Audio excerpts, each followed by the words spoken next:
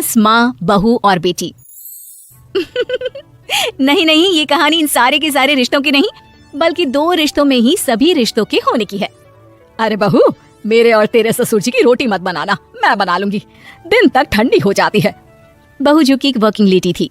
नहीं नहीं माँ जी, मैं अच्छे से कपड़े में लपेट देती हूँ ना, आप क्यों मेहनत करेंगी, माइक्रोवेव में गर्म कर लेना। अरे नहीं बहू, मेहनत मत कर, वैसे भी ऑफिस में कम मेहनत होती है क्या, जा रहने दे। लेकिन बहू मानती नहीं, वो सास ससुर की रोटी बना कर ही जाती है। दोपहर में खाने के वक्त ससुर जी कहते हैं, अरे बहू को रोटी बनाने के लिए क्यों मना कर दिया, क्या हो गया, ठंडा ही तो खाते आए हम लोग हमेशा से। अरे वो क्या है ना, सुबह ऑफिस जाती है, घर का सारा काम करने में वक्त लग जाता है, अरे थकती है वो अलग, तो मैंने सोचा बहाने से ही थोड़ा कम काम करवाऊं। ससुर मुस्कुरा रहे होते हैं। ये तो अच्छा है, बहू को समझना जरूरी है। वक्त बीत रहा था, घर में सब खुश थे कि एक दिन, माँ जी आप शाम को थोड़ा टहलने निकला करें, घर पर रह रहकर हड्डियां जाम होती है, पापा को भी ले जाया करिए, मैं वक्त पर तो आ जाती हूँ।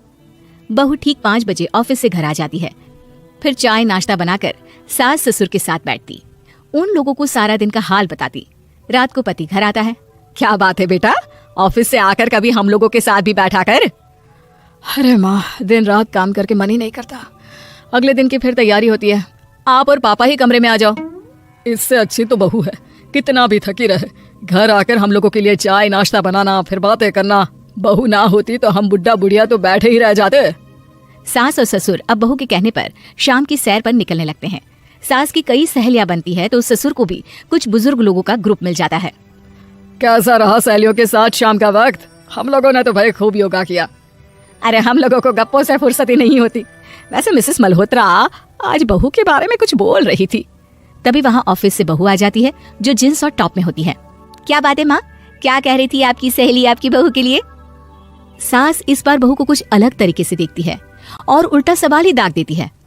क्या कह रही थी वो हटा, ये बता, तेरे ऑफिस में तो मर्द भी काम करते होंगे ना? बहू जो अब तक मजाक कर रही थी वो सीरियस हो जाती है। मर्द होंगे नहीं माँ जी, मर्द ही ज्यादा है, हम 5 ही लड़कियां हैं ऑफिस में। अरे तो अच्छा लगता है क्या ऐसे कपड़े पहनती हो? कल से तुम ना साड़ी पहनकर ऑफिस जाना, और हाँ शाम का नाश्ता थोड़ा जल्दी बनाया करो, नाश्ता बनाकर बाद में ही ऑफिस के कपड़े चेंज करने जाना।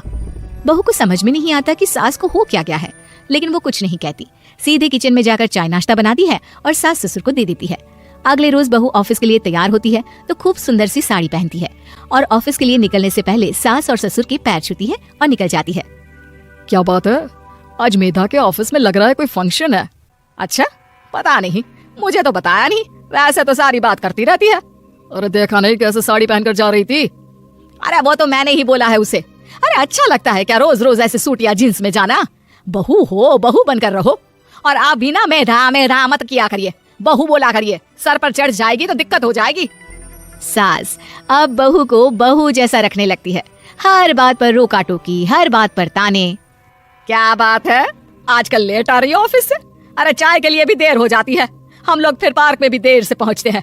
सभी की बहुएं वक्त से चाय नाश्ता करा देती है अपने सास ससुर को, बस एक तू ही है जो उस वक्त ऑफिस से निकलती है। माँ जी, वो एक रास्ता पुलिस वालों ने न जाने क्यों बंद कर रखा है, जिसके कारण ट्रैफिक ज्यादा हो जाता है। मैं कोशिश करूंगी कल वक्त से पहले निकल जाऊं। ससुर देख रहे होते हैं कि बहू अब परेशान सी रहने लगी है। एक रोज, मेधा, बेटी मेधा। जी पिताजी। बेटा देख जरा कौन सी टी शर्ट अच्छी लग रही है। वो क्या है ना, शाम को सब बदल बदल कर टी शर्ट पहनते हैं, मैं भी सोच रहा हूँ कि आज कुछ अच्छा सा पहन कर जाऊं। हाँ पिताजी, ये सही है, ये लाल वाली ना बहुत जचेगी आप पर, मेरे पापा पर भी डार्क रंग बहुत जचता है। क्या चल रहा है? अरे ससुर के सामने घूंघट तो छोड़ो, ऊपर से रंग बताया जा रहा है टी शर्ट का। अरे बहू, कोई संस्कार दिए नहीं है क्या तेरी माँ ने? बहू इस बार बहुत निराश हो जाती है, वो वहाँ से तुरंत अपने कमरे में चली जाती है। अब बहू घर का सारा काम करती, ऑफिस जाती, लेकिन साड़ी और सर पर पल्ला लेकर। एक बार पड़ोसन उनके घर आती है। वाह सुमित्रा बहन, बहू का तो रूप ही बदल दिया, ठीक किया, बहू बहू जैसी ही अच्छी लगती है। अच्छा चलती हूँ मैं। पड़ोसन के जाने के बाद सास बड़ी अकड़ के साथ कहती है, देखा मेरा कमाल, कैसे मैंने मेधा बहू को कंट्रोल में कर लिया। अब बारी ससुर के बोलने की थी। हाँ सुमित्रा, बिल्कुल, ये काम तो किया है तुमने, लेकिन कभी सोचा क्या खो दिया? क्या खो दिया? मैंने तो कुछ नहीं खोया जी। खोया है। पहले बहू जब ऑफिस जाती तुम्हारे पैर छूकर तुम्हें गले लगाती, लेकिन अब सिर्फ पैर छूती है।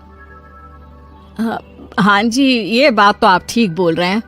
पहले घंटों हम लोगों से बात करती, कमरे में ना जाती, ऑफिस से आते ही खुद की चाय, खाना, नाश्ता सब हम लोगों के साथ करती, सारी बात बताती।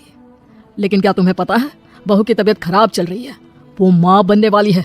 ये बात मुझे बेटे ने बताई कि तुम्हें बता दूं। अब सास की आंख में आंसू थे।